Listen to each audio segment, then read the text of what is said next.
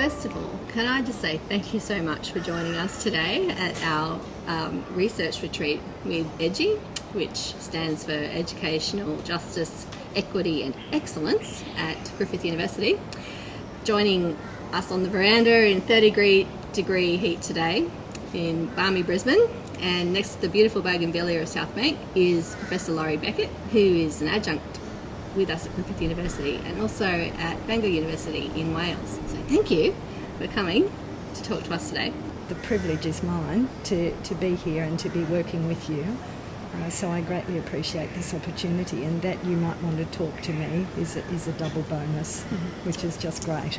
And I have to say too, EDGE is an acronym that really sits well with me because I like to think that I'm an edgy academic. Well, you are an edgy academic because I've just loved the work that you've done with research active teachers, and I emphasise the with because you corrected me earlier. It's always working with teachers and assisting in a sense, or collaborating with teachers, cooperating with teachers in the exercise of research-informed teaching and learning. So can you tell us a little bit about that work that you've been doing for a long time? I think you did that work in Australia as well as in England? I did, Paolo. And it is all of the above.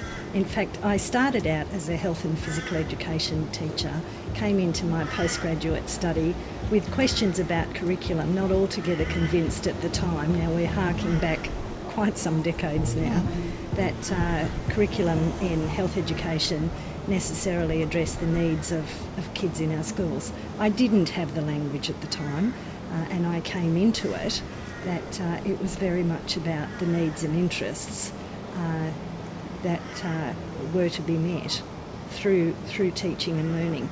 But it was what was prescribed on the curriculum at the time that caused me the most angst. With that, I actually went into sociology of health in my postgraduate study, and it's been a long and circuitous route that I've finally arrived at where I am now. But coming into the sociology of health, then I started to look at the big questions about a social view of health. And health and welfare, kids' health and welfare, was always really dear to my heart. So through that, I came to poverty and social class and gender and sexual identity, the sort of the big ticket sociological questions about what it is for the school curriculum and meeting the needs and interests of students, but then groups of students. So this notion of research active teachers, I think you've got a lovely acronym for that term, and it kind of makes it stick in my mind. Do you want to talk a little bit about that acronym? But now, Paolo, it's something that came up with teacher partners, as I like to call them.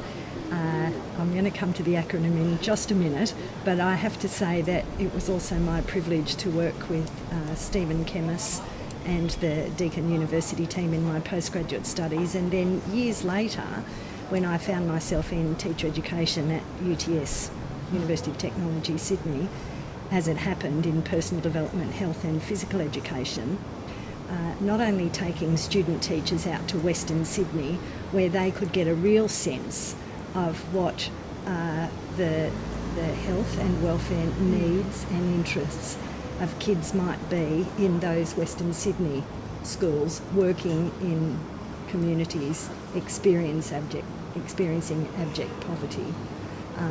Did I come to work on the Priority Action Schools project or program with Susan Groundwater-Smith and again with Stephen Kemmis. And there I became an academic partner to a few schools.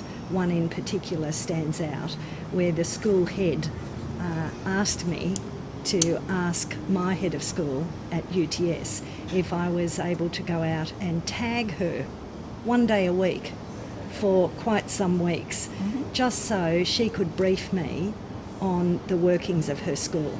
And it was through that association with that particular head teacher did I come to be recruited, if you like, subcontracted, to co-develop a CPD program that was long-term, sustained and continuous. So it wasn't just one-off. Sure. And then so CPD, continuing professional development.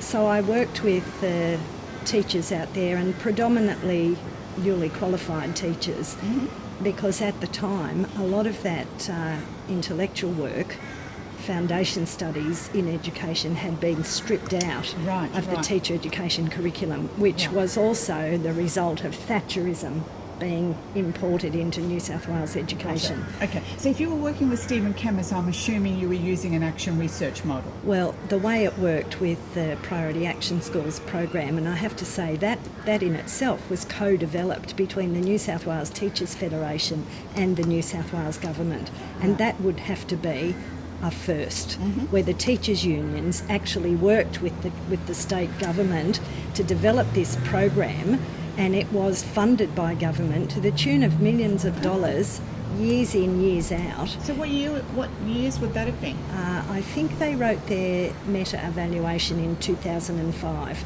Okay. So it was the early part of the 2000s, but we'd have to go and check the history of that program.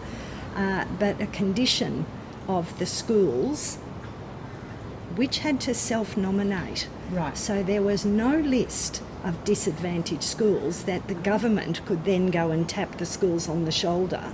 Right. But the money was available for the schools to nominate to come onto the program, and then to develop their application for funding, which was effectively a research project developed in the school, and a condition of the funding was that the school then had to have an academic partner. Got it. Okay. And then I came in at the request of this particular school principal, and I knew her because I had worked in the public education lobby. Yes. I did at the time. I had worked. Oh no, I'd finished in 1998, but for the previous decade, just about, I'd worked with the P&C Federation. Right. So I had worked as a representative for the P&C Federation on different consultative committees, both state and national.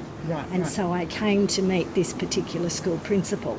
As I said, I was then able to take student teachers out. She used to give a lecture to the student teachers to paint the picture of the complexities of the work that needed to be done in these school communities. Sure. And then as a result of that, I built my relationship with her, and then she invited me to come and be her academic partner. Right. I did it in a few other schools, but I guess this one was the one that went on to develop that ongoing, sustained CPD program. And we were, look, honestly, Paolo, we were just finding our feet. Yeah. But you took that model with you to the UK, didn't you? And I actually then took it into inner Sydney city to work with an Indigenous academic colleague of mine. Now, Dr. Chris Evans, who is in the New South Wales, was the Board of Studies, NESA, and she and I worked very close together, and I have to say I learned so much from Chris about the protocols of working with schools in an Aboriginal community, which was inner city Redfern, and what it meant to be working with the Aboriginal elders, to then be working with teachers. And when you I've got to come back to this acronym, because it was about mentoring and supporting teachers to become research active. And of course, when you put research active teachers, the acronym becomes RATS. And the teachers loved it. Yes. Because we had a great relationship. The work was so hard and so fast. So you had that acronym in the early 2000s here in Australia? Not necessarily. Okay. I picked that up when I went over to England, because it was a result of that work that I was invited to consider some work in Yorkshire, in the north of England. Yes. And it was to develop school-university partnerships.